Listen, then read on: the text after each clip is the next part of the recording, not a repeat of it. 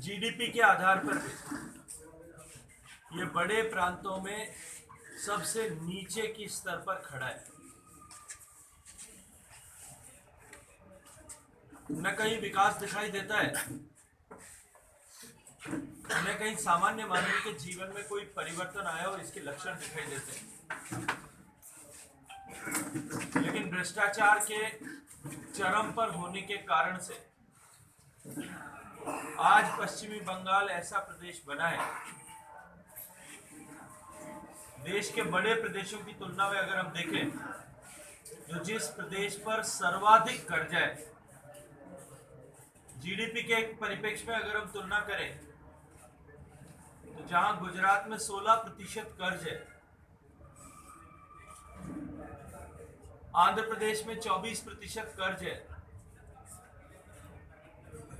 कर्नाटका में 20% कर्ज है, ने पिछले कई महीनों से, कई वर्षों से एनसीआरबी के साथ में अपना डेटा भी शेयर करना बंद कर दिया है। पश्चिमी बंगाल की जनता को ये जानने का हक है, बंगाल की जनता को ये जानने का अधिकार है, वो ये जानना चाहती है।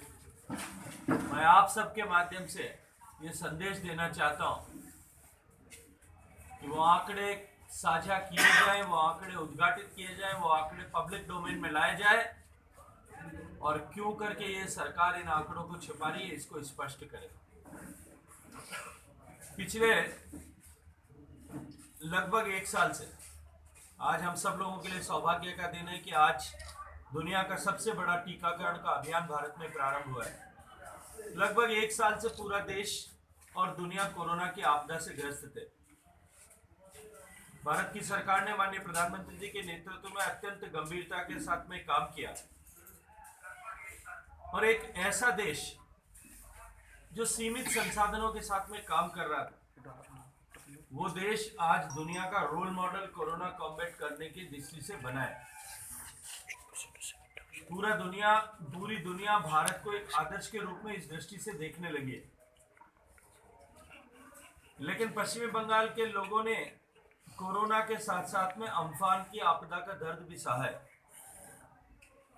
कोरोना की आपदा के समय में जो देश भर के लोगों को भोजन मिल सके, तात्कालिक सहयोग के लिए जो राज्य सरकारों को सहयोग किया गया था और इसके अतिरिक्त भी जो धनराशि भेजी गई थी, पश्चिमी बंगाल सरकार ने उसे अपनी ब्रांडिंग करके अपने वोटों के वोट बैंक के तुष्टीकरण के लिए उसका उपयोग किया है।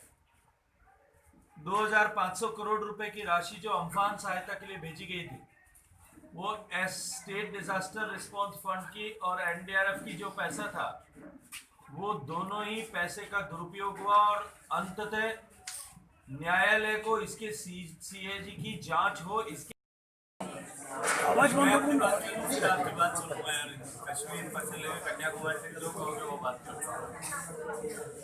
पश्चिमी बंगाल की धरती असीम संभावनाओं वाली धरती है। इस धरती ने पिछले वर्षों में, पिछली शताब्दियों में, पिछले दशकों में जीवन के हर एक विधा से जुड़े हुए अनेक ऐसे व्यक्ति दिए हैं जिनके ऊपर हम 130 करोड़ भारतवासी गर्व कर सकते हैं।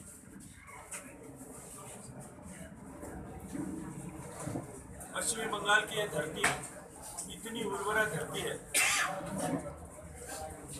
कि कलकत्ता शहर आजादी के समय देश की आर्थिक राजधानी होता था। आजादी के समय देश का सर्वाधिक पर कैपिटा इनकम वाला प्रदेश पश्चिमी बंगाल था।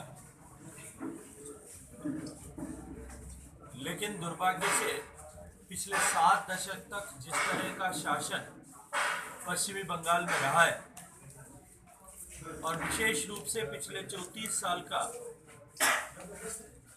आतताई कम्युनिस्टों का शासन और उसके 11 साल के बाद के शासन के कारण से जो प्रदेश आज़ादी के समय में पर कैपिटा इनकम पर नंबर 1 पर था, वो 60 से 70 का दशक समाप्त होते होते फिसल करके दूसरे पायदान पर आ गया। 70 से 80 के दशक में ये फिसल करके 5वें पायदान पर आया, 80 से 90 तक फिसल करके 6ठे पायदान तक आया। जब 2011 में माननीय ममता दीदी के नेतृत्व में सरकार बनी थी, उस समय पश्चिम बंगाल फिसल करके 11वें स्थान पर था। बेशक माँ, माटी और मानुष का नारा लेकर सत्ता में आई सरकार ने अनेक तरह के सब्जेबाग दिखाए थे, लुभावने परिदृश्य पैदा किए थे, लेकिन आज कड़वी सच्चाई ये है कि वो प्रदेश फिसल करके अब 18वें स्थान पर आ गया।